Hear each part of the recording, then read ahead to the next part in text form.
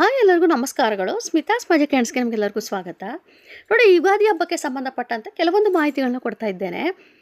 ಯಾಕೆ ಅಂತಂದರೆ ನಮಗೆ ಗೊತ್ತಿಲ್ಲದ ಕೆಲವೊಂದು ತಪ್ಪುಗಳು ನಾವು ಮಾಡಿಬಿಡ್ತೇವೆ. ನಾವು ಆ ರೀತಿ ತಪ್ಪುಗಳು ಮಾಡಿದಾಗ ನಮಗೆ ಮುಂದಿನ ಯುಗಾದಿ ಹಬ್ಬ ಬರೋವರೆಗೂ ನಾವು ಕಷ್ಟಗಳನ್ನು ಅನುಭವಿಸ್ಬೇಕಾಗುತ್ತದೆ. ಹಾಗಾಗಿ ನಾವು ಅಲ್ಪ ಸ್ವಲ್ಪ ಬದಲಾವಣೆಗಳನ್ನು ಮಾಡಿಕೊಂಡು ನಾವು ಯುಗಾದಿ ಹಬ್ಬವನ್ನು ಆಚರಿಸಿದ್ದೇ ಆದಲ್ಲಿ ವರ್ಷ ಪೂರ್ತಿ ನಮಗೆ ಹಣದ ಹರಿವು ಕೂಡ ಹೆಚ್ಚಾಗುತ್ತದೆ. ಜೊತೆಯಲ್ಲಿ ಮನೆಯಲ್ಲೂ ಕೂಡ ಸುಖ ಶಾಂತಿ ಕೂಡ ಹೆಚ್ಚಾಗ್ತಾ ಹೋಗುತ್ತದೆ. ಮೊದಲು ನಾವು ಮಾಡಬೇಕಾಗಿರುವಂಥದ್ದು ಏನಪ್ಪ ಅಂತಂದರೆ ಬಾಗಿಲಿಗೆ ಕಟ್ಟುವಂಥ ಮಾವಿನ ತೋರಣ. ನೋಡಿ, ಈಗ ಬರುವಂಥ ಒಂದು ಆರ್ಟಿಫಿಷಿಯಲ್ ತೋರಣ ಯಾವನ್ನೂ ಕೂಡ ಹಾಕೋದಕ್ಕೆ ಹೋಗಬೇಡಿ. ಪ್ಲಾಸ್ಟಿಕ್ ಏನಪ್ಪ ಅಂದರೆ ನೆಗೆಟಿವ್ನ ಅಬ್ಸರ್ವ್ ಮಾಡ್ಕೊಳ್ಳುತ್ತೆ. ಹಾಗಾಗಿ ಆದಷ್ಟು ಫ್ರೆಶ್ ಆಗಿ ನೀವು ಮಾವಿನ ಎಲೆಗಳನ್ನು ತೆಗೆದುಕೊಂಡು ಬಂದು ತೋರಣವನ್ನು ಕಟ್ಟಿ ಅದ್ರ ಜೊತೆಯಲ್ಲಿ ಹೂವಿನ ಮಾಲೆಯನ್ನು ಹಾಕಿದಾಗ ನಮ್ಮ ಮನೆಗೆ ಒಂದು ಪಾಸಿಟಿವಿಟಿ ಹೆಚ್ಚಾಗ್ತಾ ಹೋಗುತ್ತೆ. ಅದರಲ್ಲೂ ಚೆಂಡು ಹೂವಿನ ಹಾರ ಹಾಕಿದಾಗಂತೂ ತುಂಬಾ ಒಳ್ಳೆಯದು. ಆ ರೀತಿಯಾಗಿ ನೀವು ಒಂದು ತೋರಣವನ್ನು ಮಾಡಿ ಹಾಕಿ ತುಂಬಾ ಒಳ್ಳೆಯದು. ಹಾಗೆ ನಂತರದಲ್ಲಿ ಈಗ ಹಬ್ಬ ಅಂತ ಬಂದಾಗ ಗೊತ್ತಿರುವಂಥದ್ದೇ ಮಾವಿನ ತೋರಣ ಕಟ್ಟುವಂಥದ್ದು, ಹೊಸ್ತಿಲ ಪೂಜೆ ಮಾಡಿಕೊಳ್ಳುವಂಥದ್ದು, ಅಭ್ಯಂಜನ ಸ್ನಾನ, ಹಾಗೆಯೇ ಮನೆಯಲ್ಲಿ ಪೂಜೆ ಮಾಡಿಕೊಳ್ಳುವಂಥದ್ದು, ಇವೆಲ್ಲವೂ ಕೂಡ ವಿಶೇಷವಾಗಿರುವಂಥದ್ದು ಅಂದಿನ ದಿವಸ. ಹಾಗಾಗಿ ಯಾರೂ ಕೂಡ ಒಂದು ಹೀಯಾಳಿಸಿ ಮಾತಾಡೋದಕ್ಕೆ ಹೋಗಬೇಡಿ. ಮನೆಯಲ್ಲೂ ಕೂಡ ಭಿನ್ನಾಭಿಪ್ರಾಯಗಳನ್ನು ಮಾಡ್ಕೊಳ್ಳೋದಕ್ಕೆ ಹೋಗಬೇಡಿ. ಕೆಲವೊಬ್ಬರು ಮನೇಲಿ ಏನಾಗುತ್ತೆ ಅಂದರೆ ಸುಮ್ಮನೆ ಇದ್ದಕ್ಕಿದ್ದಂಗೆ ಒಂದು ಸಿಟ್ಟು ಬಂದಂಗಾಗಿ ಏನಾದ್ರೂ ಒಂದು ಮಾತಾಡುವಂಥದ್ದಾಗಿರುತ್ತೆ. ಆವಾಗ ಒಬ್ರಿಗೊಬ್ರು ಮಾತುಕತೆ ಹೆಚ್ಚಾದಾಗ ಜಗಳಗಳು ಆಗುವಂಥ ಸಾಧ್ಯತೆಗಳಿರುತ್ತೆ. ಹಾಗಾಗಿ ಆದಷ್ಟು ಅವತ್ತಿನ ದಿವಸ ಮೌನವಾಗಿದ್ದು ನೀವು ಹಬ್ಬವನ್ನು ಆಚರಣೆ ಮಾಡಿ. ಯುಗಾದಿ ಹಬ್ಬ ಅಂದರೆ ನಮಗೆ ಬೇವು ಬೆಲ್ಲ ಅದೇ ವಿಶೇಷವಾಗಿರುವಂಥದ್ದು. ಹಾಗಾಗಿ ಎಲ್ಲರೂ ಕೂಡ ಒಳ್ಳೆಯ ಮಾತನಾಡಿ ಬೇವು ಬೆಲ್ಲವನ್ನು ಸವಿಯೋದ್ರಿಂದ, ಜೊತೆಯಲ್ಲಿ ಒಬ್ರಿಗೊಬ್ರು ಕೊಟ್ಬಿಟ್ಟು ಅವರಿಂದ ಆಶೀರ್ವಾದ ತೆಗೆದುಕೊಳ್ಳೋದ್ರಿಂದ ನಮ್ಮ ಬಾಳಿನಲ್ಲಿ ಜೀವನ ಪೂರ್ತಿ ನಾವು ಯಾವಾಗಲೂ ಕೂಡ ಖುಷಿಯಾಗಿ ಇರ್ತೇವೆ.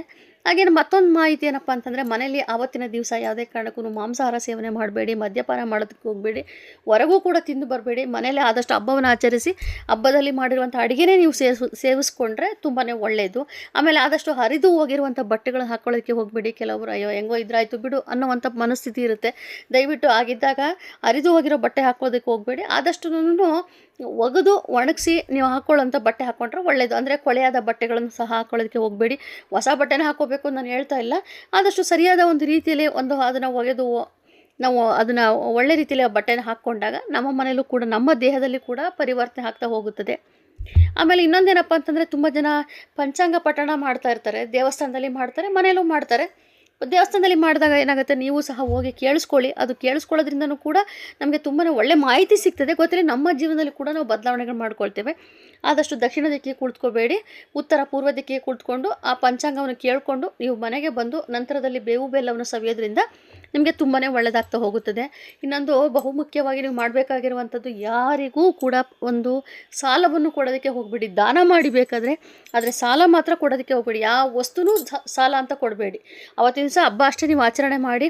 ಯಾರೇನೋ ಒಂದು ಕೇಳಿದ್ರಪ್ಪ ಮನೆಗೆ ಬಂದು ಎಣ್ಣೆನೋ ಉಪ್ಪು ಮತ್ತೊಂದು ಹಬ್ಬ ಅಂತೇಳಿ ಏನೇ ಕೇಳಿದ್ರೆ ಯಾವ ವಸ್ತುನೂ ಕೊಡೋದಕ್ಕೆ ಹೋಗಬೇಡಿ. ಬೇಕಾದ್ರೆ ದಾನ ಮಾಡಿ, ಒಳ್ಳೆಯದು. ಇನ್ನು ಕೆಲವೊಬ್ಬರಿಗೆ ಆ ಸಮಯದಲ್ಲಿ ಪೀರಿಯಡ್ಸ್ ಬರ್ಬೋದು. ಪೀರಿಯಡ್ಸ್ ಬಂದಾಗ ತೊಂದರೆ ಇಲ್ಲ, ನೀವು ಮಾಡೋದು ಬೇಡ. ಆದರೆ ನಿಮ್ಮ ಮನೆಯಲ್ಲಿರುವಂಥ ಯಾರೇ ಪೂಜೆ ಮಾಡಿದ್ರೂ ಕೂಡ ನಿಮಗೆ ಅಷ್ಟೇ ಫಲ ಸಿಗ್ತಾ ಹೋಗುತ್ತದೆ. ಅದರಲ್ಲಿ ಯಾವುದೇ ರೀತಿಯ ನಿಮಗೆ ಒಂದು ಗೊಂದಲ ಬೇಡ. ಆಮೇಲೆ ಇನ್ನೊಂದು ಮಾಹಿತಿ ಏನಪ್ಪ ಅಂತಂದರೆ, ಹಬ್ಬದ ದಿವಸ ನೀವು ಏನು ಅಡುಗೆ ಮಾಡಿರ್ತೀರೋ ಗೋವಿನ ಪೂಜೆ ಮಾಡಿ ಆ ಒಂದು ಹಸುವಿಗೂ ಕೂಡ ನೀವು ಮಾಡಿರುವಂಥ ಅಡುಗೆಯನ್ನು ನೀವು ಸ್ವಲ್ಪ ಮಟ್ಟಿಗೆ ಅದು ಪ್ರಸಾದವನ್ನು ಕೊಟ್ಟಾಗ ತುಂಬಾ ಒಳ್ಳೆಯದಾಗ್ತಾ ಹೋಗುತ್ತದೆ. ಆಮೇಲೆ ಯಾರಿಗೆಲ್ಲ ನೀಡ್ಸ್ ಇರುತ್ತೆ ಅಂದರೆ ದೇವಸ್ಥಾನದ ಹತ್ರನೇ ಆಗಿರ್ಬೋದು ಅಥವಾ ನಿಮ್ಮ ಮನೆ ಹತ್ರನೇ ಬರ್ಬೋದು, ಅವರಿಗೆ ಹಾಗೆ ಕಳಿಸೋದಕ್ಕೆ ಹೋಗಬೇಡಿ.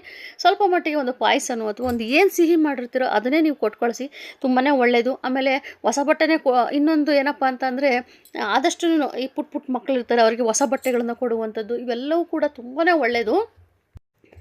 ಹಾಗಾಗಿ ಇವೆಲ್ಲವನ್ನು ಚಿಕ್ಕ ಪುಟ್ಟ ಪರಿಹಾರಗಳನ್ನು ನಾವು ಮಾಡಿಕೊಂಡು ಯುಗಾದಿ ಹಬ್ಬವನ್ನು ಆಚರಿಸಿದ್ದೇ ಆದಲ್ಲಿ ಖಂಡಿತವಾಗ್ಲೂ ನಿಮ್ಮ ಜೀವನದಲ್ಲಿ ನೀವು ವರ್ಷ ಪೂರ್ತಿ ಖುಷಿಯಾಗೇ ಇರ್ತೀರಿ. ಸೊ ಇನ್ನೇನು ನಮಗೆ ಯುಗಾದಿ ಹಬ್ಬ ಬರ್ತಾ ಇದೆ, ಎಲ್ಲರೂ ಕೂಡ ಖುಷಿಯಾಗಿ ಆಚರಣೆ ಮಾಡಿ. ಈಗ ಮನೆ ಶುದ್ಧಿ ಮಾಡ್ಕೊಳ್ತಾ ಇದ್ದೀರಾ, ಎಲ್ಲವನ್ನು ಮಾಡಿಕೊಂಡು ಹಬ್ಬವನ್ನು ಆಚರಣೆ ಮಾಡಿ. ಪ್ರತಿಯೊಬ್ಬರು ಕೂಡ ಒಳ್ಳೆಯದಾಗಲಿ. ಸೊ ಇವತ್ತಿನ ಒಂದು ವಿಡಿಯೋ ನಿಮ್ಗೆ ಇಷ್ಟವಾಗಿದ್ದಲ್ಲಿ ದಯವಿಟ್ಟು ಆದಷ್ಟು ಶೇರ್ ಮಾಡಿ, ಲೈಕ್ ಮಾಡಿ, ಕಮೆಂಟ್ ಮಾಡಿ, ಹಾಗೆಯೇ ಸಬ್ಸ್ಕ್ರೈಬ್ ಮಾಡ್ಕೊಳ್ಳಿ. Thank you.